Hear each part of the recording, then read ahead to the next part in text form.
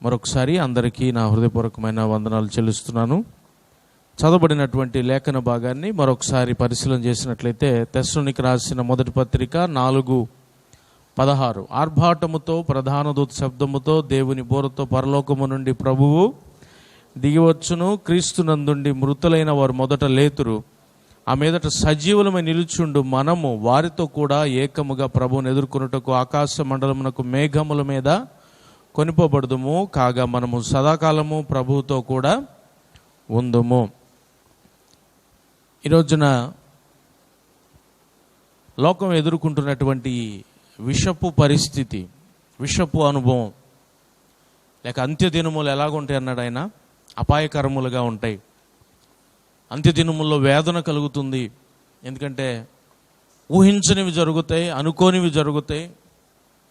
మానవాళి పరిస్థితి వేదనకరంగా మారుతుంది అని చెప్పబడిన లేఖనాలను బట్టి ఈరోజు మనం వాటి యొక్క పరిస్థితులను మనం గమనించగలుగుతున్నాం. అయితే ఈ రోజున క్రైస్తవుడు తన యొక్క ఆలోచన తీరు దేని మీద ఉంచాలంటే ఇక్కడ అంటున్నాడు, కాగా మనము సదాకాలము ప్రభువుతో కూడా ఉందుము. నిన్న మొన్నటి వరకు పరలోకం గురించి ఆలోచించేవాడు లేడు. ఎందుకని? ఈ భూమి మీదే పరలోకాన్ని అనుభవిస్తున్నట్లుగా సంతోషాలు, ఆనందాలు, సుఖాలు వీటితో ఎంజాయ్ చేస్తూ జీవించినటువంటి గడిచిన సంవత్సరాలు. కానీ ఇక ముందు అలాగ ఉండబోదు. నిజంగా దేవుని మహాకృప ఏంటంటే ఈ పరిస్థితి బట్టైనా ఈరోజు క్రైస్తవుడు పరలోకం మీద దృష్టి నిలిపే అనుభవాల్లో ఉండగలుగుతున్నాడు. దేవునికి స్తోత్రం, హల్లెలూయా. మరి ఈ పరలోకం అనేటువంటి దానిని మనం చేరాలంటే, ఎందుకంటే అంత్యదినాల్లో ప్రభు ఎప్పుడు వస్తారో తెలియదు. ఆయన వచ్చినప్పుడు మనం ఎత్తబడాలి. ఇక ఎత్తబడిన తర్వాత సదాకాలము దేవునితో ఉంటాం మనం. ఇక బాధలుండవు, కష్టాలుండవు, రోగాలుండవు, ఇబ్బందులుండవు, దుఃఖం ఉండదు, ఇంకేముండదు మనకి. అంటే ఒకసారి నువ్వు ఎత్తబడ్డావు అంటే నీ జీవితపు పరిస్థితి మారిపోయినట్లే. ఇక వెనకకు తిరిగి చూసే అనుభవం ఉండదు ఇంకా నీ జీవితంలో. అదే భూమి మీద 4 రోజులు సుఖంగా ఉండొచ్చు, కానీ కష్టం ఏదో ఒక రోజు వస్తుందని తెలుసు, బాధ ఏదో ఒక రోజు వస్తుంది, ఏదో ఒక రోజు వ్యాధి కూడా వస్తుంది, ఏదో ఒక రోజు బలహీనతలు వస్తాయి, ఏదో ఒక రోజు ఒక ఆపద ఎదురవుతుంది. ఒకవేళ నువ్వు తప్పించుకున్నా అవి ఎదురవుతాయి అనేటువంటి ఆలోచన మనకు ఉంటుంది. ఎందుకంటే ఎదుటి చూస్తున్నటువంటి పరిస్థితులను బట్టి. అదే నువ్వు ఎత్తబడిన తర్వాత ఇవేమీ నీకు ఉండవు. నిరంతరం దేవునితో సంతోషంగా జీవించేటువంటి ఆ దినాలు, ఆ సంవత్సరాలు, ఆ యుగాలేక మరి అంతటి శ్రేష్టమైన అనుభవంలోనికి ప్రతి క్రైస్తవుడు వెళ్ళాలని కోరుకోవాలి. కోరుకున్నంత మాత్రాన జరగదు, కానీ సిద్ధపడాలి. మరి ప్రభు రాకడలో మనం ఎత్తబడి ఆ యుగయుగాల జీవితంలో మనం ఉండటానికి ఏ రీతిగా మనము సిద్ధపడాలి, ఎత్తబడడానికి ఏ రీతిగా మనము సిద్ధపడాలి, దాని గురించి ఈ రోజు నుండి నేను అనుకున్న దేవుని చిత్తం అయితే ఇంకా ఈ రీతిగా ఎత్తబడటానికి లేక ప్రభు రాకడలో ఆయన ఎదుర్కొనటానికి సిద్ధపడే అనుభవాల గురించి మనం నేర్చుకోవాలని ఆశపడుతున్నాను. దేవుని చిత్తమైతే ఆ ప్రకారంగా ఆయన జరిగించునుగాక. ఆమేన్, హల్లెలూయా. ఈ వాక్యాన్ని కనుక మరొకసారి గమనించినట్లయితే ఇక్కడ అంటున్నాడు చూడండి, ఆర్భాటముతో ప్రధాన దూత శబ్దముతో దేవుని బోరతో పరలోకం నుండి ప్రభు దిగి వస్తాడు. అయితే అక్కడ అంటున్నాడు, క్రీస్తు నందుండి మృతులైన వారు మొదట లేతురు. అంటే క్రీస్తు నందుండి ఆయన వచ్చేసరికి మరణించిన వారు ఎవరైతే ఉన్నారో, సజీవులుగా లేకుండా మరణించిన వారు ఎవరైతే ఉన్నారో వారు మొదట లేస్తారంట. ఆ తర్వాత సజీవులుగా ఉన్నవారు లేస్తారు. అంటే నిద్రించిన ప్రతి ఒక్కరూ లేవరు. ఈరోజు ఎవరు చనిపోయినా ప్రభునందు నిద్రించను. అప్పటి వరకు ఏ రీతి జీవితం జీవించి ఏ రీతి లోకస్తుడిగా ఉన్నా సరే మరణించిన తర్వాత ఒక పదం అంటారు, ఏమంటే ప్రభునందు నిద్రించాడు అని. మనం అనుకుని మనం సంతృప్తి చెందటం, ఆనందపడటం కాదు, కానీ ఆయన సంతృప్తి చెందే జీవితం మనం కలిగి ఉన్నప్పుడు మాత్రమే ఆయన రాకడలో మనం ఎత్తబడగలుగుతాం. మరి ఇక్కడ అంటున్నాడు, ఎవరు లేస్తారంటే ఈ మృతుల్లో క్రీస్తు నందుండి మృతులైన వారు. Those who are in Christ, క్రీస్తు నందు ఉండి. క్రీస్తు నందు ఉండటమంటే ఎలాగ మనం క్రీస్తు నందున్న వారం అవుతాం? యేసుప్రభువుని నమ్ముకున్న వెంటనే క్రీస్తు నందున్న వారం కామా మనం? ఇంకేమైనా అనుభవాలు ఉన్నాయా? క్రీస్తు నందు ఉండటానికి ఇంకేమైనా అనుభవాలు ఉన్నాయా అని ఈ పదం చదివినప్పుడు ప్రభు నాకు కొన్ని ఆలోచనలు కలుగజేశారు. అవే ఈరోజు మనం ధ్యానం చేయబోతున్నాం. దేవునికి స్తోత్రం, హల్లెలూయా. క్రీస్తు నందున్నవారు ఎవరు? ఏ రీతిగా ఒకడు క్రీస్తు నందున్నవాడు అవుతాడు? ఏ రీతి అనుభవాల్లో ఒకడు జీవిస్తే వాడు క్రీస్తు నందున్నవాడు? దాని గురించి కొన్ని చక్కని మాటలు మనం ఈ రోజున మనం నేర్చుకుందాం. బైబిల్లో ఒక మంచి మాట చూడండి. 2 కొరింథీ పత్రికలో ఉంది. కొరింథీయులకు రాసిన 2వ పత్రిక 5వ అధ్యాయం. 2 కొరింథీ పత్రిక 5వ అధ్యాయం 17వ వచనంలో, కాగా ఎవడైనను క్రీస్తు నందున్న ఎడల వాడు నూతన సృష్టి. అంటే ఏంటంట? పాతవి గతించెను, ఇదిగో క్రొత్తవాయెను. క్రీస్తు నందుండి మృతులైన వారు మొదట లేస్తారు. ఎవరు ఈ క్రీస్తు నందున్నవారు అంటేనంట, ఇక్కడ అంటున్నాడు చూడండి, మనము ఎవడైనా సరే క్రీస్తు నందున్న ఎడల వాడు నూతన సృష్టి.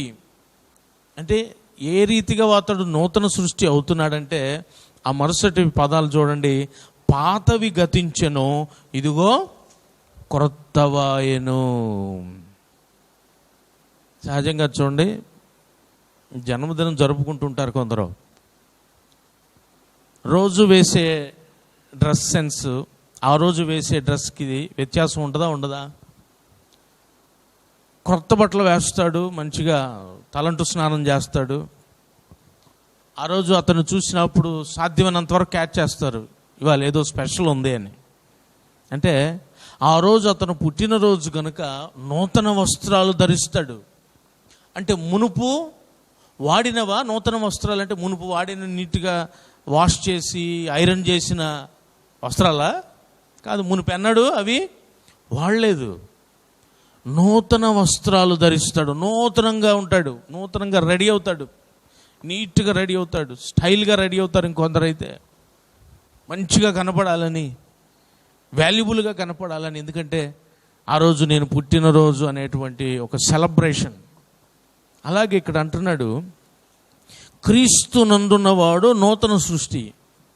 క్రీస్తు నందున్నవాడే లేస్తాడు, లేపబడతాడు. ఒకవేళ ప్రభు వచ్చే సమయానికి అతడు మరణిస్తే, మరణించకపోయినా లేపబడతాడు, మరణించినా సరే లేపబడతాడు. అంటే మనం నూతన సృష్టిగా మార్చబడ్డామా? మనం ఎలాగ నూతన సృష్టిగా మార్చబడతాం, లేక నూతనంగా ఎలాగ మారుతాం? మనం క్రీస్తు నందున్న వాడే ఇలాగ అవుతాడు. క్రీస్తు నందున్న మనం నూతనముగా అవుతా అంటే ఎలాగూ అంటే అక్కడ అంటున్నాడు, పాతవి గతించెను, సమస్తము నూతనమైనవి. ఈరోజు మనం ఆ స్థితిలో ఉన్నామా? పాతది గతించిపోయిందండి. యేసు ప్రభు నమ్ముకున్న దగ్గర నుండి పాతవి విడిచిపెట్టానండి. యేసు ప్రభు మందిరంలోనికి అడుగుపెట్టిన దగ్గర నుండి నా పాత రోత జీవితానికి స్వస్తి పలికానండి. యేసులో బాప్తిస్మం తీసుకున్న దగ్గర నుండి ఇదిగో నేను నూతనముగా మార్చబడ్డాను అని చెప్పగలవా నువ్వు ఈ రోజున? ఏ రీతిగా అయితే జన్మదినం జరుపుకునేటప్పుడు నూతన వస్త్రాలతో మనం కనబడతామో, యేసును నమ్మిన నాట నుండి నూతన జీవితంతో కనపడుతున్నామా? మనం నూతన అనుభవాల్లో జీవిస్తున్నామా? మనం నూతనమైనటువంటి విధానాలు మనలో కనబడుతున్నాయా? పాతవేంటి, నూతనమైనవేంటి? ఏ అనుభవాలు పాతవి, నూతనంగా మార్చబడటువంటి ఏ రీతిగా అనే విషయాలు మనం నేర్చుకుందాం వాక్య భాగంలోంచి. దేవునికి స్తోత్రం, హల్లెలూయా. చదవండి, కొలస్సీ పత్రికలో చక్కని మాటలు రాయబడి ఉన్నాయి. కొలస్సీ పత్రిక 3వ అధ్యాయం 1 నుండి 10 వరకు చదువుదాం.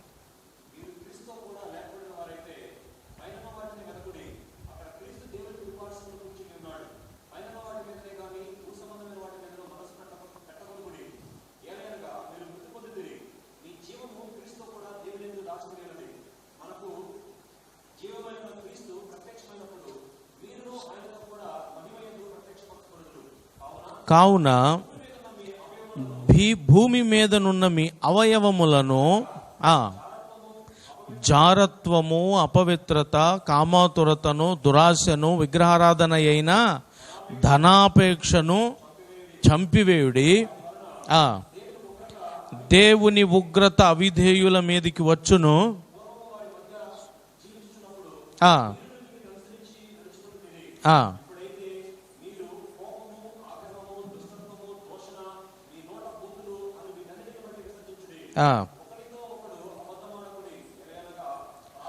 ప్రాచీన స్వభావమును దాని క్రియలతో కూడా మీరు పరిత్యజించి జ్ఞానము కలుగు నిమిత్తము నూతన పరచబడుచున్న నవీన స్వభావమును ధరించుకొని ఉన్నారు. పాత జీవితం, క్రొత్త జీవితం. పాత స్వభావం, క్రొత్త స్వభావం. పాత నడవడిక, క్రొత్త నడవడిక. మునుపు నువ్వు ఎలాగున్నావు? యేసును నమ్ముకొని నాటి నుండి ఎలాగుంటున్నావు? మునుపు నీ ప్రవర్తన ఎలాగుంది? యేసు ప్రభువును నీ నిజరక్షకునిగా, సొంత దేవునిగా అంగీకరించిన నాటి నుండి నీ జీవితం ఎలాగుంది? మునుపున్నటువంటి నీ లక్షణాలు, నీ స్వభావాలు, నీ అలవాట్లు, నీ పద్ధతులు, నీ క్రియలు. ఇక్కడ అంటున్నాడు, మునుపు మీలో ఇవి ఉన్నాయి, అయితే ఇప్పుడు అవన్నీ తీసేసుకున్నారా? పాతవి గతించెను, సమస్తము క్రొత్తవాయెను. యేసును నమ్ముకునేటువంటి మనం యేసునందు జీవితము కలిగి ఉన్నాము అని చెప్పుటకు ఆధారం ఏంటంటే, నేను నా పాత జీవితాన్ని విడిచిపెట్టేశానయ్యా, నేను నా మునుపటి నడవడికను విడిచిపెట్టేశాను, మార్చుకున్న నా పద్ధతిని, మార్చుకున్న నా అలవాట్లు అని ఈరోజు కనుక నువ్వు చెప్పగలిగితే నువ్వు నూతన పరచబడి ఉన్నావు అని అర్థం. దేవునికి స్తోత్రం, హల్లెలూయా. నువ్వు నిజంగా క్రీస్తునందు ఉన్నావు అని అర్థం. అంతేగాని యేసు ప్రభు ఫోటో పెట్టుకుని తిరిగినంత మాత్రాన, మెడలో సిలువ వేలాడ తీసుకున్నంత మాత్రాన, చేతికి బ్యాండ్లు వేసుకున్నంత మాత్రాన, మరి ఇంకొకటి ఏదో చేసినంత, షర్ట్ల మీద యేసు ప్రభు పేర్లు వేసుకున్నంత మాత్రాన నువ్వు క్రీస్తునందు ఉన్నవాడో కాదు. బళ్ళ మీద పేర్లు, కారుల మీద పేర్లు, ఇంట్లోపల అన్ని వాక్యాలు ఉన్నంత మాత్రాన నువ్వు క్రీస్తునందు ఉన్నవాడో కాదు. అది ఒక్కటి ఉంటే సరిపోదు, నీలో తగిన క్రియలు ఉండాలి. అనగా నీ పాత జీవితం ఏదైతే ఉందో, నీ మునుపటి జీవితం ఏదైతే ఉందో అదంతా నువ్వు విడిచిపెట్టేసి నూతన పరచబడాలి. నీవు నూతన పరచుకోవాలి.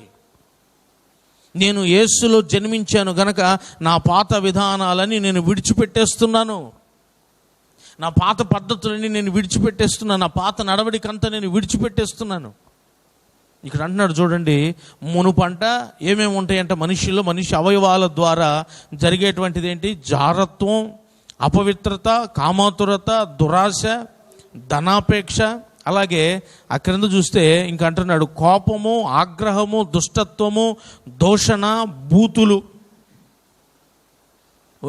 చివరిగా అంటున్నాడు ఒకరితో ఒకడు అబద్ధములాడే స్వభావం. ఇవన్నీ మన ప్రాచీన స్వభావాలు, ఒక మనిషిలో ఉండేటువంటి స్వభావాలు. వీటిలో ఏదో ఒకటి ఉంటుంది, మనలో ఖచ్చితంగా ఉంటుంది. ఈ చెప్పబడిన ఈ లిస్టులో ఏదో ఒకటి ఖచ్చితంగా మనకు ఉంటుంది. కొన్నిసార్లు సగం పైన ఉంటుంది మనలో లిస్ట్, అది కనబడకుండా. ఇవన్నీ నువ్వు విడిచిపెట్టేసావా? ఈరోజు వీటిలో ఏది కూడా నీలో కనబడకుండా నవీన స్వభావాన్ని ధరించుకుని ఉన్నావా? నాకు అనిపిస్తుంది ఆ పై లిస్టులో, క్రింద లిస్టులో గమనిస్తే ఎక్కువ శాతం అందరూ అన్ని చేస్తారండి నన్ను, కానీ ఎక్కువ శాతం ఒక 100లో, నా అనాలిసిస్ 100లో ఒక 70 మంది గురయ్యేటువంటివి 2 ఉన్నాయి. పైన చెప్పబడిన దాంట్లోనేమో ధనాపేక్ష ఉంది, క్రింద చెప్పబడిన దాంట్లోనేమో కోపం ఉంది. కోపం లేని నరుడు కనపడ్డు మనకి. ఏదో ఒక సందర్భంలో ఎక్కడో చోట కోపడుతూనే ఉంటాడు.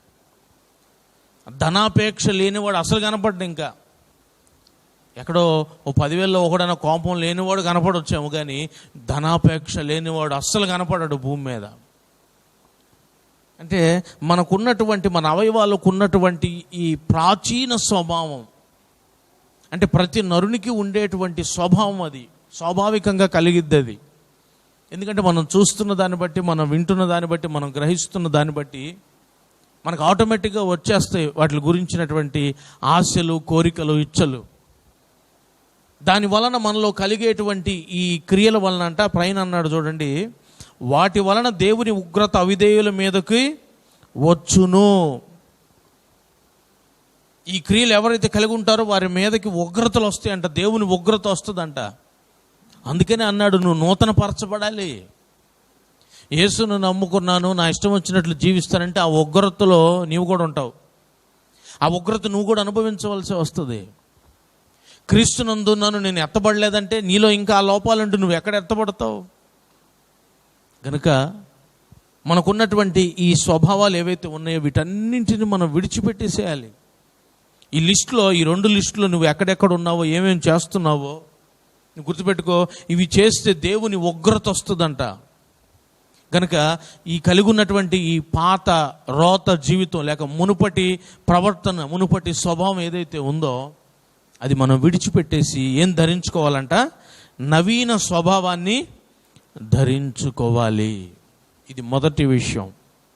మన అంశం ఏంటి? పాతవి గతించెను, సమస్తము నూతనమాయెను. ఎవరికి? క్రీస్తునందున్న వారికి. దానివల్ల ఏంటి?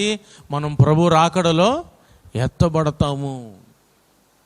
ఈ భూమిని విడిచిపెట్టేసి మేఘారుడు రానై ఉన్నటువంటి క్రీస్తుతో పాటు మనం పరలోక రాజ్యానికి వెళ్ళిపోతాం. మనం యుగ యుగాలు ఆ గొప్ప జీవితం మనం స్వతంత్రించుకోవాలంటే, పొందుకోవాలంటే క్రీస్తునందు ఉండాలి. అనగా పాతవి గతించిపోవాలి, మనము నూతన పరచబడాలి.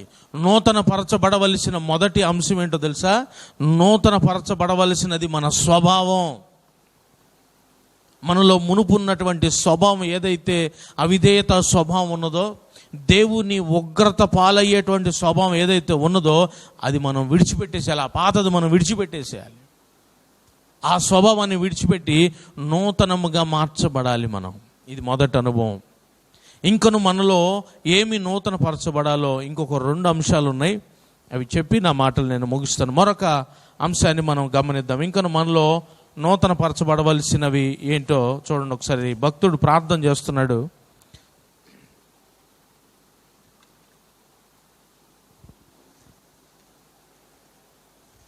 కీర్తనలు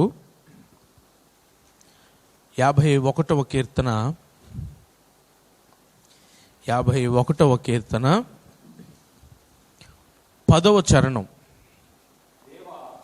దేవా నాయందు శుద్ధ హృదయము కలుగుజేయుము, నా అంతరంగములో స్థిరమైన మనస్సును నూతనముగా పుట్టించుము. మొదటి విషయం ఏంటి? నూతనమైన స్వభావం.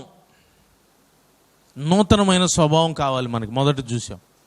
రెండవది ఇక్కడ భక్తుడైన దావీదు అంటున్నాడు, స్థిరమైన మనస్సును నూతనముగా పుట్టించు. అంటే మనస్సులో స్థిరత్వము లేనివాడు, మనసు స్థిరముగా ఉంచుకొననివాడు. మరి దావీదు ఆ ప్రార్థన ఎందుకు చేస్తున్నాడు? ఎందుకని ఆ రీతిగా ప్రార్థన చేయవలసి వచ్చింది దావీదు? మరి దావీదు గురించి దేవుడు ఒక మాట చెప్పాడు, చక్కని మాట చెప్పాడు. చూడండి ఒకసారి ఆ మాటను గమనిస్తే, దేవుడు దావీదు గురించి పలికినటువంటి ఆ మాటను ఒకసారి చూడండి. సమూయేలు మొదటి గ్రంథంలో 13వ అధ్యాయం 14వ వచనం. యెహోవా తన చిత్తానుసారమైన మనస్సు గల యొకని కనుగొని ఉన్నాడు. ప్రవక్త ఎవరితో చెప్తున్నాడు ఈ మాట? సౌలు రాజుతో చెప్తున్నాడు. నీవు దేవుని ఆజ్ఞను మీరావు, త్రోసివేశావు, ఆజ్ఞను అనుసరించి నడవలేదు గనుక నీ రాజ్యము నీకు నిలువదు. సదాకాలము ఈ రాజ్యాన్ని స్థిరపరచాలని దేవుడు తలంచాడు, కానీ నీ రాజ్యము నిలువదు, నువ్వు తప్పు చేశావు. అయితే తప్పు చెయ్యని దావీదు, తప్పులు చేయకుండా ఉండగలిగే దావీదు అనేటువంటి నా చిత్తానుసారమైన బిడ్డను నేను కనుగొన్నాను అంటున్నాడు అక్కడ. అంటే సౌలుకి దావీదుకి ఉన్నటువంటి అక్కడ వ్యత్యాసాన్ని గమనిస్తే ఆ సందర్భంలో చెప్పిన మాట సౌలు వినలా. అందుకని క్రింద అంటాడు చూడండి, అందుకు సమూయేలు ఇట్లా, నేను నీ దేవుడైన యెహోవా నీకిచ్చిన ఆజ్ఞను గైకొనక నీవు అవివేకపు పని చేసితివి. ఎవరితో అంటున్నాడు? సౌలుతో అంటున్నాడు ఆ మాట. ఆ పదం ఎందుకు అన్నాడో అక్కడ జరిగిందేంటో మనకి బాగుగా తెలుసు. సమూయేలు వచ్చేంత వరకు వెయిట్ చేయలేకపోయాడు. నిర్ణయ కాలమును నీవు రాకపోవటయు ఫిలిష్తీయులు మిక్మషులో కూడి ఉండుటయు నేను చూచి ఇంకను యెహోవాను శాంతిపరచక మునిపే ఫిలిష్తీయులు గిల్గానునకు వచ్చి నా మీద పడుదురనుకుని నా అంతట నేను సాహసించి దహన బలి అర్పించి తిని. ఇది సౌలు చేసిన తప్పు. సమూయేలు వచ్చి చేయవలసిన దాన్ని తానే చేసేసాడు. దీనిని బట్టి దేవుడు సౌలును విసర్జించి ఆ ప్లేస్లో దావీదును ఎన్నుకొనుటకు గల ప్రాముఖ్యమైన కారణం ఏంటంటే, దావీదులో ఆయన చిత్తానుసారమైన మనస్సు ఉందంట. దేవుడు చెప్తున్నాడు సమూయేలు ద్వారా. మరి ఈ చిత్తానుసారమైన మనస్సు కలిగి ఉన్నాడు కదా దావీదు. మరి ఇక్కడ ఈ 51వ కీర్తనలో ఆయన అంటున్నాడు, స్థిరమైన మనస్సు నాకు నూతనముగా పుట్టించు అని ఎందుకన్నాడు? దేవుడు ఎన్నుకున్నటువంటి దావీదుకు ఆయన చిత్తానుసారమైన మనస్సే ఉందిగా, మరి ఆ మాట ఎందుకు అన్నాడు దావీదు? ఆ ప్రార్థన ఎందుకు చేస్తున్నాడు దేవుని సన్నిధిలో దావీదు అని అంటే, చదవండి రాజుల మొదటి గ్రంథంలో ఒక మాట ఉంది.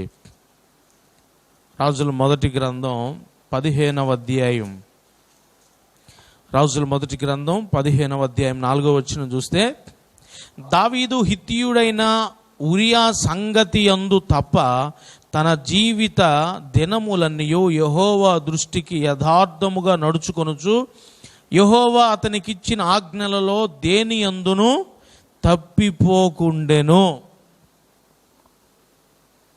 దావీదంట తన జీవిత కాలంలో ఎక్కడ దేవుని ఆజ్ఞ మీరలేదంట, ఒక్క విషయంలో తప్ప. ఏంటి ఆ ఒక్క విషయం? బత్షెబా విషయంలో ఆమెతో పాపం చేశాడు, తన భర్తను చంపించాడు, ఒక రకంగా హత్య చేసినట్లే. అంతటి పాపము చేశాడు గనక ఆ ఒక్క విషయంలోనంట దేవుని ఆజ్ఞను మీరాడంట దావీదు. ఆ ఒక్క విషయంలో జీవిత కాలమందు, ఇంకా చూడండి అక్కడ అంటున్నాడు, జీవిత దినములనియు యెహోవా దృష్టికి యథార్థంగా ఉన్నాడు, ఇంకా అతనికి ఇచ్చిన ఆజ్ఞల్లో దేని విషయంలో కూడా తప్పిపోలేదంట. ఆయన దావీదు తప్పిపోలేదంట. అంటే దేవుని యొక్క ఆలోచన దావీదు విషయంలో మంచిదే. ఎందుకనంటే దావీదుని దేవుడు బాగుగానే అర్థం చేసుకున్నాడు, కానీ ఒక్క విషయంలో మాత్రం దావీదు తొందరపడిపోయాడు. ఆయన ఆజ్ఞను అతిక్రమించేశాడు. అందుకనే ప్రార్థన చేస్తున్నాడు దేవుని దగ్గర ఏమని, అయ్యా మరలా నాకు స్థిరమైన మనస్సును నూతనముగా పుట్టించు. ఇంకేం చేయాలి, అదొక్కటే. గనుకే ఇంకను దావీదు గురించి ఎన్నో ఆసక్తికరమైన విషయాలు ఉన్నాయి. దావీదు దేవుని సన్నిధిలో ఏ రీతిగా గోజాడేవాడో, ఎంత ప్రయాసపడేవాడో ఆయన దేవుని సన్నిధిలో. ఏది పొందుకోవాలన్నా, ఏది జరగాలన్నా, ఏ యుద్ధానికి వెళ్ళాలన్నా దేవుని సన్నిధిలో మొరపెట్టకుండా ముందుకు వెళ్ళేవాడు కాదు దావీదు. అంతగా దేవునిలో జీవిస్తున్న దావీదు ఒక్క తప్పు చేశాడు. ఆ తప్పును బట్టి తన మనస్సు స్థిరముగా లేదని గ్రహించిన దావీదు దేవుని సన్నిధిలో మొర్రపెట్టి నూతన మనస్సును పొందుకున్నాడు. దేవునికి స్తోత్రం, హల్లెలూయా. మొదటి అంశం చూసాం మనం, నూతనమైన స్వభావం రావాలి మనలో. రెండోది ఏం రావాలి? నూతనమైనటువంటి మనస్సు, అనగా స్థిరమైన మనస్సు. ఈరోజు ఎంతమందికి ఉంటుంది స్థిరమైన మనస్సు? ఈరోజు చూడండి, మన మనస్సు పరిస్థితికి తగ్గట్టుగా మారిపోతుంటుంది. అంతా బాగున్నప్పుడు మనసు ఒక రకంగా ఉంటుంది, బాగున్నప్పుడు ఇంకో రకంగా ఉంటుంది. సంతోషం ఉన్నప్పుడు ఒక రకంగా ఉంటుంది, దుఃఖంలో ఉన్నప్పుడు ఒక రకంగా ఉంటుంది. పరిస్థితికి తగ్గట్టుగా మనసు మారిపోతూ ఉంటుంది, అవకాశానికి తగ్గట్టుగా మనసు మారిపోతుంటుంది. చదువుకునేటప్పుడు నాకు ఒక బ్రదరు ప్రతి ఎగ్జామ్స్ అప్పుడు, బీటెక్ చదువుతున్నాడు, ప్రతి ఎగ్జామ్ అప్పుడు ప్రార్థన చేయించుకుంటాడు. సెమిస్టర్ ఎగ్జామ్ స్టార్ట్ అవుతుండగానే ముందుగానే ఒక 2 రోజుల ముందు ప్రార్థన చేయించుకుంటాడు. అలాగే ప్రతి ఎగ్జాము ప్రార్థన చేయించుకుంటాడు. ఎగ్జామ్కి వెళ్ళబోయే ముందు ప్రార్థన చేయించుకుంటాడు. అతడు ప్రార్థన చేయించుకునేటప్పుడు ఒకటి అంటాడు నాతో, బ్రదర్ నేను 70% రావాలి నాకు పర్సంటేజ్. నేను కష్టపడుతున్నాను, నేను బాగానే ప్రయాసపడుతున్నాను, నా శక్తి లోపం లేకుండా నా ప్రయాసం పడుతున్నా, దేవుడు కృప చూపి నాకు 70% రావడానికి ప్రార్థన చేయండి అనేవాడు. మంచిది, కష్టపడుతున్నావు కనుక దేవుడు నీకు సహాయం చేస్తాడని చెప్పి ప్రార్థన చేసేవాడిని. ఇలాగ ప్రతి సెమిస్టర్ చేయించుకుంటాడు. రిజల్ట్స్ వచ్చిన తర్వాత ఫోన్ చేస్తాడు. ఫోన్ చేసి ఏమంటాడంటే, బ్రదర్ దేవుడు మంచి కృప చూపాడు బ్రదర్, నేను 70% అడిగాను దేవుడిని, దేవుడు 75% ఇచ్చాడు, నాకు 80% ఇచ్చుంటే బాగుండేది బ్రదర్, 80% ఇస్తే బాగుండేది. నేను 70 అడిగాను, 75 వచ్చింది, 80 ఇస్తే ఇంకా బాగుండేది బ్రదర్.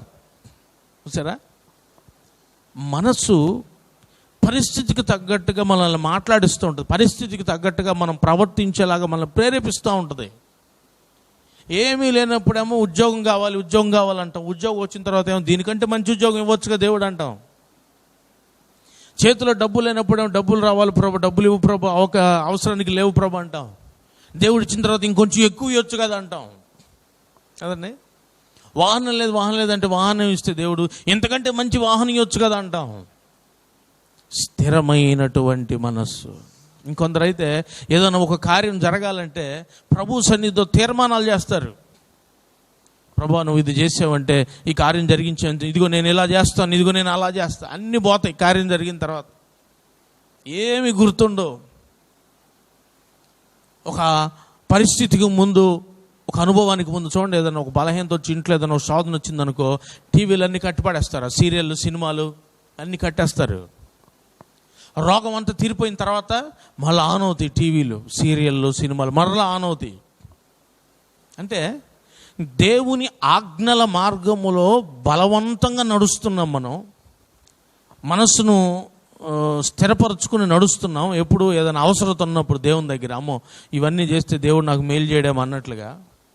అదంతా తీరిపోయిన తర్వాత మళ్ళీ మనస్సు ఆయన ఆజ్ఞల మార్గం నడవట్లే. బాధలు ఉన్నప్పుడు, కష్టాలు ఉన్నప్పుడు ఒక రకంగా మనసు నిన్ను నడిపిస్తుంది, అవి తీరిన తర్వాత మరొక రకంగా నిన్ను నడిపిస్తుంది. దేవుణ్ణి నమ్ముకున్నటువంటి నీలో ఏముండాలంట? స్థిరమైన మనస్సు ఉండాలంట. ఈరోజు నీలో అది ఉందా? స్థిరమైన మనస్సు. పరిస్థితులు ఎలాగున్నా సరే దేవునిలో నీ మనస్సు స్థిరంగా ఉందా? దేవుడు ఎట్టి మేలు చేసిన, నిజంగా ఈ మాట నేను చదువుతున్నప్పుడు నాకు యోబు గారు గుర్తొచ్చాడు. ఆయన సంతోషంలో ఉన్నప్పుడు ప్రభువును స్తుతించాడు, ఐశ్వర్యంలో ఉన్నప్పుడు, ఆనందంలో ఉన్నప్పుడు, బలమైన ఆశీర్వాదం ఉన్నప్పుడు దేవుడిని స్తుతించాడు. అన్నీ కోల్పోయి బూడిదలో కూర్చున్నప్పుడు కూడా దేవుడిని స్తుతిస్తూనే ఉన్నాడు. మనసు మారలేదు అయింది. కానీ ఈరోజు చిన్న కష్టం వస్తే, చిన్న బాధ వస్తే, ప్రభువా ఏంటి ప్రభువా అనే పరిస్థితులు మనకి. స్థిరమైనటువంటి మనస్సు నువ్వు పొందుకొని ఉన్నావు ఈరోజు. పాతవి గతించెను. మునుపు నీ మనసు అలాగే, మునుపు పరిస్థితి తగ్గట్టుగా మాట్లాడేవాడివి, పరిస్థితి తగ్గట్టుగా ప్రవర్తించేవాడివి, అవకాశవాదిగా జీవించేవాడివి. ఈరోజు కూడా అలాగే ఉన్నావా? నీ మనస్సు స్థిరపరచుకుంటున్నావా? బైబిల్లో చక్కని మాట ఉంది. మాట ఇచ్చినప్పుడు అంట నష్టం కలిగినా కూడా మాట తప్పకూడదంట. ఎన్నో మాటలు ఇస్తున్నావు దేవునికి. ప్రభా నువ్వు ఇలా చేస్తే నేను ఇదిగో నీకు ఈ మాట ఇస్తున్నా, ప్రభా నాకు ఇది చేయి చాలు నిన్ను స్తుతిస్తా, అది చేసిన తర్వాత ఇంతకంటే ఎక్కువ చేయొచ్చుగా అంటున్నావు. ఆ రీతిగా నీ మనసు చంచలమైపోతుంది, స్థిరంగా ఉంటలే, చంచలమైపోతుంది, పలు విధాలుగా ఆలోచిస్తుంది, స్థిరంగా ఉండలేదు నీ మనసు. ఇచ్చిన దాంతో సంతృప్తి చెందట్లే, ఇంకేదో కావాలనుకుంటున్నావు, ఇంకేదో కోరుకుంటున్నావు.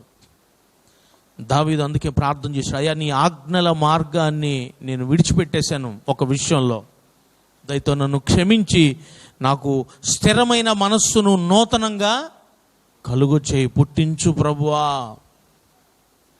జీవితకాలంలో ఎక్కడ ఆజ్ఞను మేరలేదంట దావీదు, ఆ ఒక్క విషయంలో తప్ప. ఇన్ని ఆజ్ఞలు మేరుతున్నాం మనం. ప్రభువు నమ్ముకొనక ముందు మనకు అది అలవాటే, నమ్ముకొనిన తర్వాత కూడా మనం అలాగే ఉంటే తప్పది.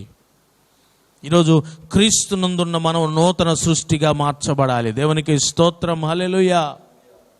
నీ మనస్సు నూతనముగా అనగా స్థిరంగా గనక లేకపోతే నువ్వు ఎత్తబడవో, మర్చిపోద్ది ఇది.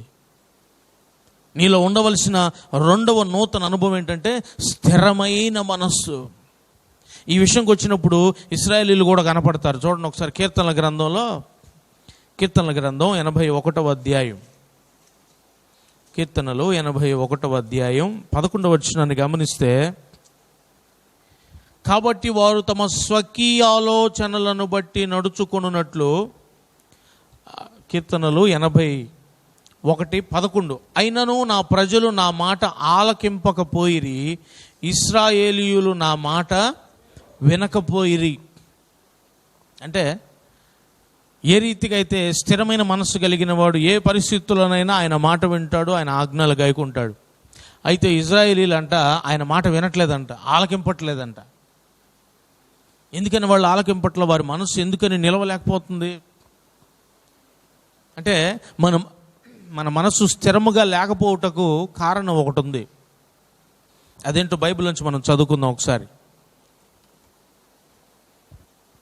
ఎందుకు ఇశ్రాయేలీల మనస్సు స్థిరముగా లేదు, లేక ఆయన మాట ఎందుకు వారు వినలేకపోయారంటే, కీర్తనలు 106వ అధ్యాయంలో 13 నుండి 15 వరకు చదివితే, అయినను వారు ఆయన కార్యములను వెంటనే మరచిపోయిరి, ఆయన ఆలోచన కొరకు కనిపెట్టుకొనకపోయిరి, అరణ్యములో వారు బహుగా ఆశించిరి, ఎడారిలో దేవుని శోధించిరి, వారు కోరినది ఆయన వారికి ఇచ్చెను, అయినను వారి ప్రాణములకు ఆయన క్షీణత కలుగజేసెను. అంటే మన మనస్సు స్థిరముగా లేకపోవడానికి, లేక దేవుని మాట వినకుండా దేవుని ఆజ్ఞాన మార్గంలో నడవకుండా ఉండటానికి గల కారణం ఏంటంటే, అక్కడ దావీదు ఆజ్ఞను మేరటానికి కారణం ఆ బత్షెబ బహు సౌందర్యవతి అయి ఉన్నదంట. ఇక ఆమెను చూసేసరికి ఈయన పాపం చేసేసాడు. అందుకే వాక్యంలో ఉంది, అందము మోసకరము, సౌందర్యము వ్యర్థము. మరి ఇక్కడ ఇశ్రాయేలీలు వీరు దేనిని బట్టి వీరి మనస్సు నిలకడగా లేక దేవుని మాట వినకుండా ఉన్నారంటే, వీరికి ఇక్కడ రాయబడి ఉంది, ఆయన ఆలోచన కొరకు వారు కనిపెట్టుకొనకపోయిరి. దేవుని ఆలోచన కొరకు కనిపెట్టుకోవట్లేదంట వాళ్ళు. నిజంగా యోబు గారు అంతటి భయంకరమైన శోధనలో ఉన్నప్పుడు ఆయన దేవుని సన్నిధిలో కూర్చున్న ఆయన దేవుడిని ఏమన్నా అడిగాడు, అయ్యా నువ్వు నాకు ఇప్పుడు నా పిల్లలు ఇలాగా అయిపోయారు కదా, దానికి తగ్గట్టుగా మరలా నాకు పిల్లల్ని ఇవ్వు, అలాగే ఇదిగో నా ఆస్తి ఇంత, సపోజ్ ఫర్ ఎగ్జాంపుల్ అనుకుందాం, నా ఆస్తి 10 కోట్లు, ఇదిగో ఇది నేను నష్టపోయాను కదా, మరలా నాకు నువ్వు తిరిగి ఇంకొక 20 కోట్లు ఇవ్వు అని ఏమన్నా అన్నాడా? ఇలాగ నేను ఆరోగ్యం కోల్పోయాను కదా, ఇంకా మంచి బలమైన ఆరోగ్యం ఇవ్వు, ఇలాంటిది ఏమన్నా అడిగాడా? ఏమి లేదు. ప్రభువు ఏం చేస్తాడు, ప్రభువు ఏ రీతిగా నన్ను నడిపిస్తాడు, ప్రభువు ఏ రీతిగా నన్ను నా జీవితంలో ఆయన ప్రణాళిక జరిగిస్తాడు అని ఎదురు చూస్తూ ఉన్నాడే కానీ, అనగా ఆయన చిత్తము కొరకు కనిపెడుతూ ఉన్నాడే కానీ ఆయన ఆలోచన ప్రకారంగా అడగలేదు, ఆయన ఆలోచన ప్రకారంగా ఆలోచించలేదు. ఇక్కడ ఇశ్రాయేలీలు అలాగే లేరు. వారు ఎడారిలో ఉన్నప్పుడు వారికి బహుగా ఆకలి వేసింది. దేవుడు వారిని పరీక్షించడానికి ఆకలి కలుగజేస్తే, ప్రభు మా పరిస్థితి ఇలాగుంది, ఈ సందర్భంలో మమ్మల్ని ఏం చేయమంటావయ్యా అని ఆయన ఆలోచన కొరకు కనిపెడట్లా. వాళ్ళు ఏం చేశారు? కీర్తన 78లో ఉంది చూడండి. కీర్తన గ్రంథం 78వ అధ్యాయం 17 నుండి చూసినట్లయితే, అయినను వారు ఆయనకు విరోధంగా ఇంకను పాపం చేయొచ్చు వచ్చిరి, అడవిలో మహోన్నతుని మీద తిరగబడిరి. వారు తమ ఆశ కొలది ఆహారం అడుగుచు తమ హృదయములలో దేవుణ్ణి శోధించిరి. వారికి ఆశ కలిగింది, మాకు అది కావాలి, మాకు ఇది కావాలి, నువ్వు అది ఇవ్వగలవా, ఇది ఇవ్వగలవా, మేము కోరినది ఇవ్వగలవా అంటే వారి కోరికల ప్రకారంగా వారు ఆలోచించారు గనుకే వారి మనస్సు దేవునిలో నిలకడగా లేదు. ఆయన మాట వినలేకపోయారు గనుకనే ఉగ్రత చూడవలసి వచ్చింది. వాళ్ళు అనేకులు నశించిపోయారు. ఈ రోజున వారిని గురించి మనం తెలుసుకుంటున్నటువంటి వారిని బట్టి మనం ఏమి నేర్చుకోవాలంటే, ఈ లోకంలో జీవిస్తున్న మన కన్నులకు ఎన్నో కనబడుతూ ఉంటాయి, ఎన్నో కోరికలు వస్తుంటాయి, ఎన్నో వాంఛలు ఇచ్చలు కలుగుతూ ఉంటాయి. మన పరిస్థితిని బట్టి ఆ ఆలోచనలు, ఆ కోరికలు, ఆ వాంఛలు మనకు వచ్చినప్పుడు వాటి ప్రకారంగా దేవుణ్ణి శోధించే వారంగా మనం ఉండకూడదు. కానీ మన మనస్సును స్థిరముగా ఉంచుకొని, ప్రభువా ఏది నీ చిత్తమో అది జరిగించు. దేవునికి స్తోత్రం, హల్లెలూయా. కుష్ఠవ్యాధి గలవాడు వస్తాడు దేవుని దగ్గరికి వచ్చి, ప్రభువా నీకు ఇష్టమైతే నన్ను శుద్ధునిగా చేయి, నీకిష్టమైతే, నీ చిత్తమైతే. అంతేగాని ప్రభు నువ్వు నన్ను స్వస్థపరచవలసిందే, ఇదిగో నాకు ఈ మేలు చేయవలసిందే, ఇదిగో నాకు ఈ కార్యం చేయవలసింది, ఇదిగో నన్ను ఇలా నడిపించవలసిందే, ఇలాగ అనలేదు. నీ చిత్తమైతే, నీకిష్టమైతే. అలాగే ఆయనకి ఇష్టమై నడిపిస్తూ వస్తున్నాడు కదా దేవుడు. ఇశ్రాయేలీలు వాళ్ళు కూడా, ప్రభా నీకు ఇష్టమైతే, మీ చిత్తం ఏదై ఉన్నదో మీ ఇష్టం ప్రభా, మాకు ఆకలి అవుతుంది, మేమేం అది చేయి ఇది చేయి మేము అనం, మీ ఇష్టం ఏదో అదే జరిగించండి, మీ చిత్తం ఏదో అదే జరిగించండి. అందుకని యేసు ప్రభు కూడా ఆకలి అవుతున్నప్పుడు 40 పగళ్ళు 40 రాత్రులు ఆయన ఉపవాసం ఉండి ఆకలి అయినప్పుడు అపవాది వచ్చి ఈ రాళ్లను రొట్టెలుగా చేసుకుని తినంటే ఆ పని చేశాడు ఆయన? లేదు. దేవుని చిత్తం ఏదో అది జరిగిద్ది, అంతేగాని రొట్టె వలన బ్రతకటం కాదు మనిషి అని అన్నాడు. అలాగే ఇశ్రాయేలీలు మాత్రం ఆ ప్రకారంగా అనకుండా వారి కోరిక చొప్పున, వారి ఇచ్చ చొప్పున, వారి వాంఛ చొప్పున దేవుడిని అడిగి అవి పొందుకొని వాటితోనే నిర్మూలమైపోయారు చాలా వరకు. ఈరోజున నీ మనస్సు నిలకడగా లేకపోవటానికి కారణం ఏంటో గమనించుకుని, నీ మనస్సు స్థిరంగా లేకపోవటానికి ఏది నిన్ను అట్రాక్ట్ చేస్తుందో, ఏది నిన్ను బలహీనపరుస్తుందో గమనించుకుని, వాటి మీద మాకు జయాన్ని ఇవ్వు ప్రభువా, కోరికలు ఇచ్చలు వాంఛలు మా నుండి తీసివేసి నూతనమైన మనస్సు మాకు కలుగుజేయ్యా, ఈ మనస్సు ఎప్పుడు మీలో స్థిరముగా కడవరకు ఉండులాగున మాకు సహాయం చెయ్యయ్యా అని ప్రార్థన చేసే వాళ్ళంగా మనం ఉండాలి. దేవునికి స్తోత్రం, హల్లెలూయా. ఈరోజున అట్టి మనస్సు మనము కలిగి ఉండాలి. అట్టి మనస్సు మనం కలిగి ఉంటేనే ప్రభు రాకడలో మనం ఎత్తబడతాం. అనగా స్థిరమైన మనస్సు ప్రతి ఒక్కరిలో ఉండాలి. అందుకే ఆ పైన కూడా అన్నాడు చూడండి, 6వ వచనంలో అన్నాడు చూడండి ఇశ్రాయేలీయుల గురించే, వీరును దేవుని యందు నిరీక్షణ గలవారై దేవుని క్రియలను మరువకయుండి యథార్థ హృదయులు కాక దేవుని విషయమై స్థిరమైన మనస్సు లేని వారై తమ పితరుల వలె తిరుగబడకయు. స్థిరమైన మనస్సు లేని వారై, పితరుల వలె వీళ్ళు కూడా తిరగబడుతున్నారంట. అంటే అనాది కాలము నుండి దేవుడు ఏం కోరుకుంటున్నాడంటే మానవాళ్ళ నుండి, మనుషుల యొక్క మనస్సు నా విషయంలో ఎప్పుడూ స్థిరంగా ఉండాలి, మారకూడదు అని ఆయన కోరుకుంటున్నాడు. ఆ రీతిగా ఉన్నవారే ఎత్తబడతారు. ఇది 2వ అనుభవం. క్రీస్తు నందున్నవారు మొదట లేతురు అని చెప్పబడిన ఆ మాటకి అర్థం ఏంటంటే, క్రీస్తు నందున్నవాడు స్థిరమైన మనస్సు కలిగి ఉంటాడు. క్రీస్తు నందున్నవాడు నూతనమైన స్వభావం కలిగి ఉంటాడు. 3వ విషయం కూడా చెప్పి నా మాటలను ముగిస్తాను. ఇంకను క్రీస్తు నందున్నవాడు, లేక పాతవి గతించెను సమస్తము నూతనమాయమని చెప్తున్న వాక్య ప్రకారంగా మనం ఇంకా ఏమి నూతన పరచుకోవాలి? యెహెజ్కేలు గ్రంథం, బైబిల్ ఉన్నవారంతా చూడండి, యెహెజ్కేలు గ్రంథం 18వ అధ్యాయం 31వ వచనం. మీరు జరిగించిన అక్రమ క్రియలన్నిటినీ విడిచి నూతన హృదయమును నూతన బుద్ధియు తెచ్చుకొనుడి. నూతన హృదయము, ఇంకా నూతన బుద్ధి.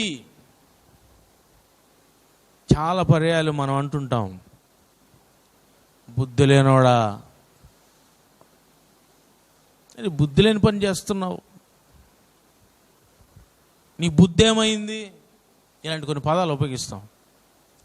మనలో నూతన పరచబడవలసినవి, క్రీస్తునందున్న వానిలో నూతన పరచబడవలసిన మూడవ అనుభవం ఏంటంటే నూతనమైన బుద్ధి రావాలంట మనకి. ఈ బుద్ధి అనేటువంటిది మనలో ఏ పనులు చేస్తుంది, ఏ విధానంలో బుద్ధి లేనోడు ఏమేం పనులు చేస్తాడో తెలుసుకుంటే అర్థమైంది మనకి. అసలు బుద్ధి లేనోడు ఏం పనులు చేస్తాడో మనం చూస్తే వాక్యంలోంచి ఆ విషయాలను గమనిస్తే, ఇక బుద్ధి కలిగి ఉండటం అంటే ఆ ప్రకారంగా నడుచుకోకూడదని మనకు అర్థం చేసుకోవాలి. మరి బుద్ధి లేనోడు చేసే పనులు కొన్ని ఉన్నాయి చూడండి. యోబు గ్రంథం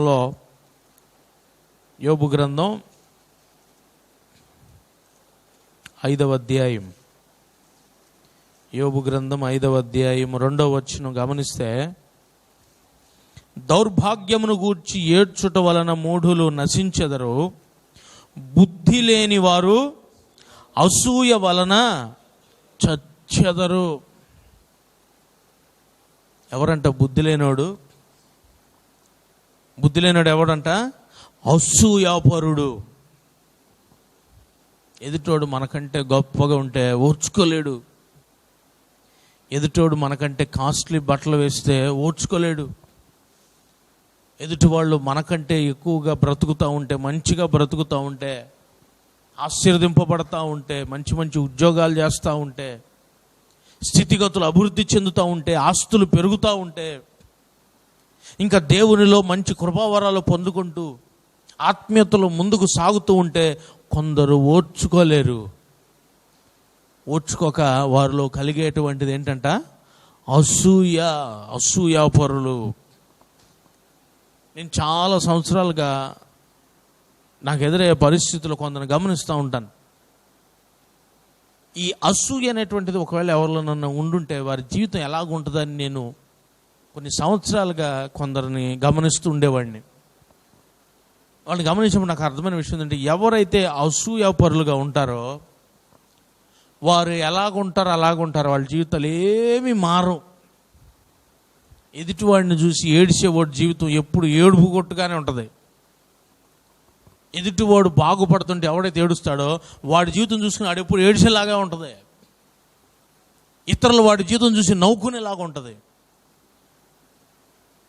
అందుకే అంటాడు, ఈ రోజున మన జీవితంలో ఇతరుల యొక్క బాగుబోగులు, ఇతరుల యొక్క అభివృద్ధి అవి చూసి ఓర్చుకోలేని వాళ్ళంగా మనం ఉన్నామా?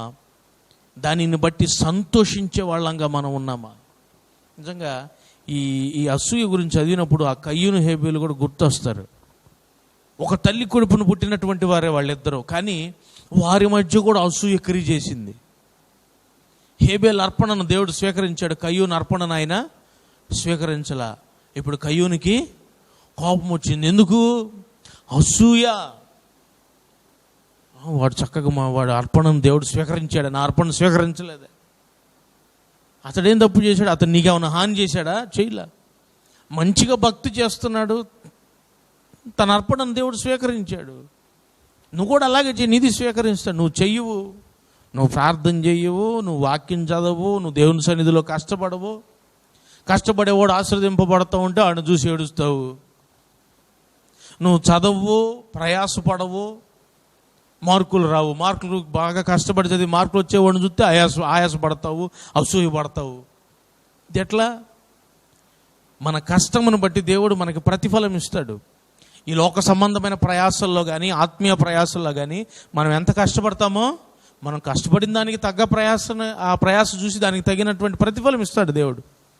మనం ప్రయాసపడకుండా, కష్టపడకుండా, వాడి కష్టం బట్టి దేవుడు వాడిని ఆశీర్వదిస్తుంటే వాడిని చూసి అసూయపడేటువంటి బుద్ధి లేని తత్వం ఒకవేళ మనలో మునుపు ఉండుంటే ఇప్పుడు మనం ఎక్కడున్నామంట? క్రీస్తునందున్నాము. దేవునికి స్తోత్రం, హల్లెలూయా. ఆయనకి అసూయ ఉందా? ఆయనకి ఈర్ష్య ఉందా? ఎందుకనంటే ఆ విడిచిపెట్టకూడనటువంటి ఆ మహదైశ్వర్యం, ఆ వైభవాన్ని విడిచిపెట్టేసి వచ్చాడు నీకోసం, నా కోసం. విలువ లేనివాడిగా ఉన్నాడు నీకోసం, నా కోసం. అంటే మన బాగు ఆలోచిస్తున్నాడు. మనం పరలోక రాజ్యం చేరటానికి ఆయన రిక్తుడయ్యాడు. మన పాపములన్నీ ఆయన మీద వేసుకున్నాడు. మన కొరకు త్యాగమయ్యాడు. అది ఆయనలో ఉన్న ప్రేమ. ఈర్ష, అసూయ, ద్వేషాలు కలిగిన వాడైతే ఆ పని చేయడు ఆయన. మరి ఇప్పుడు ఆయనలో మనము జీవిస్తా ఇతరుల గురించి ఈర్షపడితే మనం బుద్ధి లేని వాళ్ళమే. ఒకవేళ బుద్ధి లేని వారంగా ఇప్పటి వరకు ఉంటున్నట్లయితే నువ్వు ఇప్పుడు క్రీస్తునందున్నావుగా, పాతవి ఏమైపోవాలి? గతించిపోవాలి, నూతన పరచబడాలి. అనగా నూతన బుద్ధి రావాలి ఇప్పుడు నీలోనికి. నేను ఇలాగ ఆలోచించకూడదు, నేను ఇలాంటి ఆలోచన నేను కలిగి ఉండకూడదు. వాడు కష్టపడ్డాడు, వాడిని దేవుడు ఆశీర్వదించాడు. వాడు భక్తి చేశాడు, వాడిని దేవుడు ఆశీర్వదించాడు. నన్ను ఒకరోజు ఆశీర్వదిస్తాడు. నేను కష్టపడతాను, నేను ప్రయాసపడతాను, నేను మంచి భక్తి చేస్తాను, నన్ను ఒకరోజు ఆశీర్వదిస్తాడు. ఈ మనస్సును మనం అలవాటు చేసుకోవాలి. ఈ బుద్ధి కలిగి మనం బ్రతకాలి. ఇది మొదటిది అనుభవం. రెండవది చూడండి, సామెతల 10వ అధ్యాయంలో, సామెతల గ్రంథం 10వ అధ్యాయం 18వ వచనం. సామెతలు 10:18. సామెతల గ్రంథం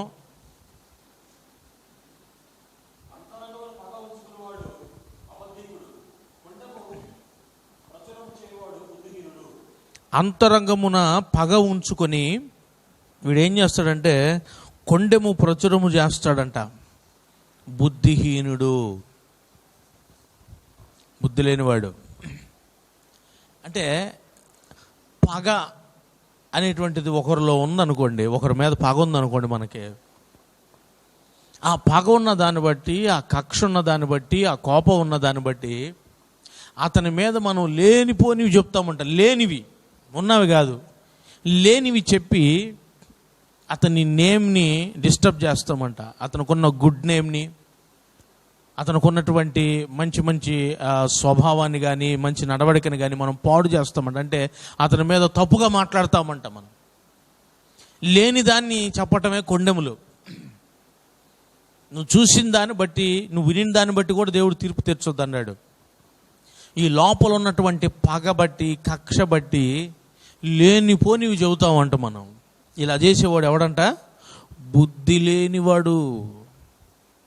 ఈ రోజున క్రీస్తుని నమ్ముకుని కూడా పగలు, కక్షలు, కార్పణ్యాలు, వాడిని ఎలాగైనా సరే వాడిని నష్టపరచాలి, వాడిని వాల్యూలెస్ చేయాలి. ఈ రీతిగా ఉన్నారు ఈరోజు చాలామంది క్రైస్తవులు ఉన్నారు.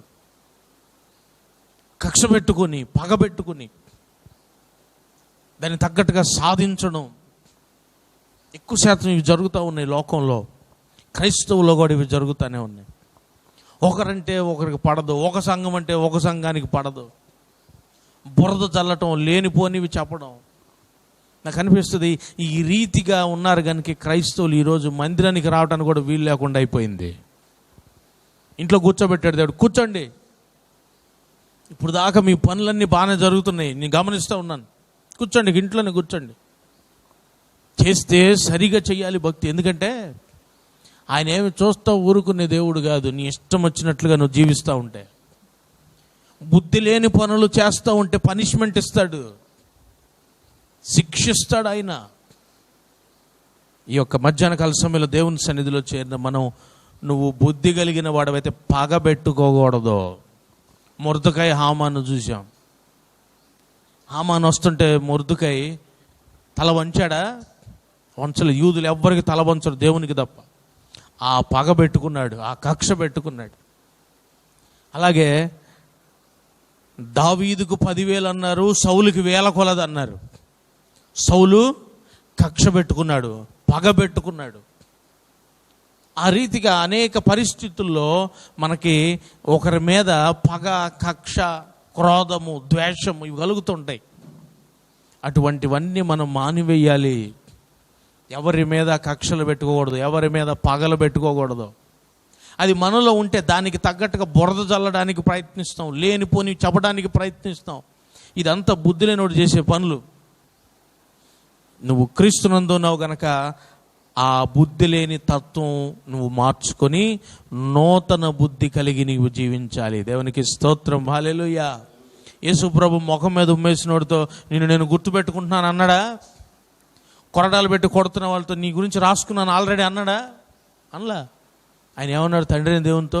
తండ్రి, వీరేమి చేయుచున్నారో వీరెరుగరు, వీరిని క్షమించండి. ఆ బుద్ధి ఉండాలి మనలో. ఒకప్పుడు పంటికి పన్ను, కంటికి కన్ను.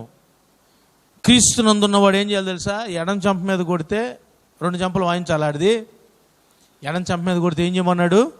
కుడి చెంప చూపించమన్నాడు. ఈ బుద్ధి రావాలి మనకి.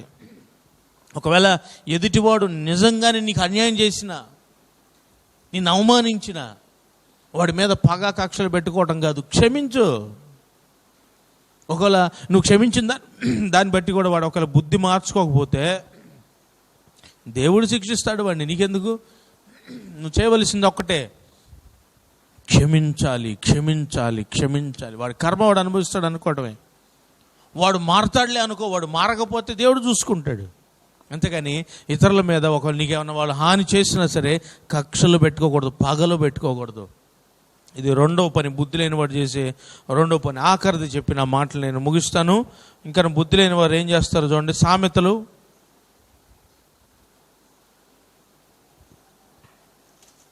9వ అధ్యాయం, సామెతల గ్రంథం 9వ అధ్యాయం 7వ వచనం.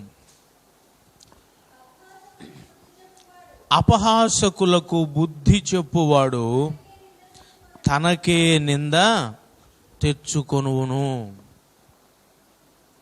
అంటే అపహాసకులకు ఏమి లేదు, బుద్ధి లేదు. ఒక గొప్ప ప్రవక్త అయిన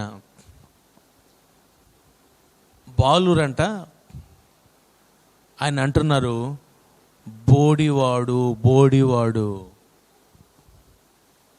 అపహసిస్తున్నారు. వెంటనే ఏం జరిగింది? ఆడు ఏమొచ్చినాయంట? ఎలుగుబంట్లు. ఎన్ని ఎలుగుబంట్లు వచ్చినాయి? 2 ఎలుగుబంట్లు, ఆడు ఎలుగుబంట్లు అంట. వచ్చి వాళ్ళందరినీ ఏం చేసినాయి? తినేసినాయి, చంపేసినాయి. అంటే ఈ రోజున కామెడీ అనేది చాలా ఫేమస్ అయిపోయింది. అందుకే సినిమాలు చూడనోడు కూడా అంటాడు ఒక్కోసారి, కామెడీ సినిమాలు చూస్తున్నానండి, వాటిలో తప్పే ఉండదుగా అంటాడు. కామెడీ అంటే అర్థం ఏంటి? అక్కడ కామెడీ సినిమాలు ఏముంటుంది? ఎవరినో ఒకరిని అపహసించటమేగా, ఎవరినో ఒకరిని కించపరచటమేగా, అవమానించటమేగా. ఈరోజు కొన్ని విలువైనటువంటి వృత్తులు కొన్ని ఉన్నాయి. ఆ విలువైనటువంటి వృత్తుల్లో సరైనటువంటి విలువ ఉండట్ల. కారణం ఏంటో తెలుసా? ఈ సినిమాల ద్వారా ఈ అపహాస్యం అనేటువంటిది వచ్చి విలువ లేకుండా చేస్తున్నాయి. నువ్వు అపహసించడం ద్వారా అతడు బాధపడ్డాడు అనుకో, అది దానివల్ల నువ్వు ఎంతో శిక్ష అనుభవించవలసి వస్తుంది. ఈ రోజున బుద్ధి లేని వాడు ఎవడయ్యా అంటే ఈ అపహాస్యం చేసుకుంటూ తిరిగేవాడు. ఇతరులను వెక్కిరిస్తూ, ఇతరులను అవమానపరుస్తూ, ఇతరులను కించపరుస్తూ, ఇతరులను విలువ లేకుండా చేస్తూ ఉండే ఎవడైతే అపహాస్యకుడై ఉన్నాడో వాడికి బుద్ధి లేదు వాడికి. ఇక్కడ అంటున్నాడు, నీలో ఆ బుద్ధి లేని తత్వం మార్చబడి నూతన బుద్ధి కలిగిన వాడవై ఉండాలి. దేవునికి స్తోత్రం, హల్లెలూయా. ఆ పాత బుద్ధి ఏదైతే ఉందో నీలో, అది నువ్వు విడిచిపెట్టేసేయాలి. పాతవి ఏమైపోవాలంట? గతించిపోవాలి. సమస్తము నూతన పరచబడాలి. ఈ రోజున దేవుని సన్నిధిలో చేరిన మనం క్రీస్తు నందు గనక మనం ఉండగలిగితే, ప్రభువు ఎప్పుడొచ్చినా, ఒకవేళ ఈలోపు మనం మరణించినా సరే ఖచ్చితంగా ప్రభువును ఎదుర్కొంటాం. మరి ఆ రీతిగా క్రీస్తునందు నిలుచున్నట్లయితే మనం పాతవి విడిచిపెట్టేసేయాలి, నూతన జీవితం కలిగి ఉండాలి.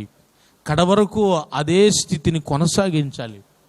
నూతనమైనది నీ స్వభావంగా ఉండాలి, నూతనమైనది నీ మనస్సుగా ఉండాలి, నూతనమైనది నీ బుద్ధిగా ఉండాలి. ఆ రీతిగా ఈ 3 అనుభవాల్లో జాగ్రత్త వహించి కడవరకు, ప్రభు రాకడ వరకు ఎదురు చూద్దాం. దేవుడు అట్టి కృప మనకందరికీ అనుగ్రహించునుగాక. మోకరించండి, ప్రార్థన చేసుకుందాం. మరొకసారి అందరికీ నా హృదయపూర్వకమైన వందనాలు చెల్లిస్తున్నాను. చదవబడినటువంటి లేఖన భాగాన్ని మరొకసారి పరిశీలన చేసినట్లయితే, తెస్సలోనికి రాసిన మొదటి పత్రిక 4:16, ఆర్భాటముతో ప్రధాన దూత శబ్దముతో దేవుని బోరతో పరలోకము నుండి ప్రభువు దిగివచ్చును, క్రీస్తునందుండి మృతులైన వారు మొదట లేతురు, ఆ మీదట సజీవులమై నిలుచుండు మనము వారితో కూడా ఏకముగా ప్రభువును ఎదుర్కొనుటకు ఆకాశ మండలమునకు మేఘముల మీద కొనిపోబడుదుము, కాగా మనము సదాకాలము ప్రభువుతో కూడా ఉందుము. ఈ రోజున లోకం ఎదుర్కొంటున్నటువంటి విషపు పరిస్థితి, విషపు అనుభవం, లేక అంత్యదినములు ఎలాగుంటాయి అన్నాడు ఆయన, అపాయకరములుగా ఉంటాయి. అంత్యదినముల్లో వేదన కలుగుతుంది. ఎందుకంటే ఊహించనివి జరుగుతాయి, అనుకోనివి జరుగుతాయి. మానవాళి పరిస్థితి వేదనకరంగా మారుతుంది అని చెప్పబడిన లేఖనాలను బట్టి ఈరోజు మనం వాటి యొక్క పరిస్థితులను మనం గమనించగలుగుతున్నాం. అయితే ఈ రోజున క్రైస్తవుడు తన యొక్క ఆలోచన తీరు దేని మీద ఉంచాలంటే, ఇక్కడ అంటున్నాడు, కాగా మనము సదాకాలము ప్రభువుతో కూడా ఉందుము. నిన్న మొన్నటి వరకు పరలోకం గురించి ఆలోచించేవాడు లేడు. ఎందుకని? ఈ భూమి మీదే పరలోకాన్ని అనుభవిస్తున్నట్లుగా సంతోషాలు, ఆనందాలు, సుఖాలు, వీటితో ఎంజాయ్ చేస్తూ జీవించినటువంటి గడిచిన సంవత్సరాలు. కానీ ఇక ముందు అలాగ ఉండబోదు. నిజంగా దేవుని మహాకృప ఏంటంటే, ఈ పరిస్థితి బట్టైనా ఈరోజు క్రైస్తవుడు పరలోకం మీద దృష్టి నిలిపే అనుభవాల్లో ఉండగలుగుతున్నాడు. దేవునికి స్తోత్రం, హల్లెలూయా. మరి ఈ పరలోకం అనేటువంటి దానిని మనం చేరాలంటే, ఎందుకంటే అంత్య దినాల్లో ప్రభు ఎప్పుడు వస్తారో తెలియదు. ఆయన వచ్చినప్పుడు మనం ఎత్తబడాలి. ఇక ఎత్తబడిన తర్వాత సదాకాలము దేవునితో ఉంటాం మనం. ఇక బాధలుండవు, కష్టాలుండవు, రోగాలుండవు, ఇబ్బందులుండవు, దుఃఖం ఉండదు, ఇంకేముండదు మనకి. అంటే ఒకసారి నువ్వు ఎత్తబడ్డావు అంటే నీ జీవితపు పరిస్థితి మారిపోయినట్లే. ఇక వెనకకు తిరిగి చూసే అనుభవం ఉండదు ఇంకా నీ జీవితంలో. అదే భూమి మీద 4 రోజులు సుఖంగా ఉండొచ్చు, కానీ కష్టం ఏదో ఒక రోజు వస్తుందని తెలుసు, బాధ ఏదో ఒక రోజు వస్తుంది, ఏదో ఒక రోజు వ్యాధి కూడా వస్తుంది, ఏదో ఒక రోజు బలహీనతలు వస్తాయి, ఏదో ఒక రోజు ఒక ఆపద ఎదురవుతుంది. ఒకవేళ నువ్వు తప్పించుకున్నా అవి ఎదురవుతాయి అనేటువంటి ఆలోచన మనకు ఉంటుంది. ఎందుకంటే ఎదుటి చూస్తున్నటువంటి పరిస్థితులను బట్టి. అదే నువ్వు ఎత్తబడిన తర్వాత ఇవేమీ నీకు ఉండవు. నిరంతరం దేవునితో సంతోషంగా జీవించేటువంటి ఆ దినాలు, ఆ సంవత్సరాలు, ఆ యుగాలేక మరంతటి శ్రేష్టమైన అనుభవంలోనికి ప్రతి క్రైస్తవుడు వెళ్ళాలని కోరుకోవాలి. కోరుకున్నంత మాత్రాన జరగదు, కానీ సిద్ధపడాలి. మరి ప్రభు రాకడలో మనం ఎత్తబడి ఆ యుగయుగాల జీవితంలో మనం ఉండటానికి ఏ రీతిగా మనము సిద్ధపడాలి, ఎత్తబడడానికి ఏ రీతిగా మనము సిద్ధపడాలి, దాని గురించి ఈ రోజు నుండి నేను అనుకున్న దేవుని చిత్తమైతే ఇంకా ఈ రీతిగా ఎత్తబడటానికి లేక ప్రభు రాకడలో ఆయన ఎదుర్కొనటానికి సిద్ధపడే అనుభవాల గురించి మనం నేర్చుకోవాలని ఆశపడుతున్నాను. దేవుని చిత్తమైతే ఆ ప్రకారంగా ఆయన జరిగించునుగాక. ఆమేన్, హల్లెలూయా. ఈ వాక్యాన్ని కనుక మరొకసారి గమనించినట్లయితే ఇక్కడ అంటున్నాడు చూడండి, ఆర్భాటముతో ప్రధాన దూత శబ్దముతో దేవుని బోరతో పరలోకం నుండి ప్రభు దిగి వస్తాడు. అయితే అక్కడ అంటున్నాడు, క్రీస్తు నందుండి మృతులైన వారు మొదట లేతురు. అంటే క్రీస్తు నందుండి ఆయన వచ్చేసరికి మరణించిన వారు ఎవరైతే ఉన్నారో, సజీవులుగా లేకుండా మరణించిన వారు ఎవరైతే ఉన్నారో వారు మొదట లేస్తారంట. ఆ తర్వాత సజీవులుగా ఉన్నవారు లేస్తారు. అంటే నిద్రించిన ప్రతి ఒక్కరూ లేవరు. ఈరోజు అండి, ఎవరు చనిపోయినా ప్రభునందు నిద్రించెను. అప్పటి వరకు ఏ రీతి జీవితం జీవించి ఏ రీతి లోకస్తుడిగా ఉన్నా సరే, మరణించిన తర్వాత ఒక పదం అంటారు, ఏమంటే ప్రభునందు నిద్రించాడు అని. మనం అనుకుని మనం సంతృప్తి చెందటం, ఆనందపడటం కాదు, కానీ ఆయన సంతృప్తి చెందే జీవితం మనం కలిగి ఉన్నప్పుడు మాత్రమే ఆయన రాకడలో మనం ఎత్తబడగలుగుతాం. మరి ఇక్కడ అంటున్నాడు, ఎవరు లేస్తారంటే ఈ మృతుల్లో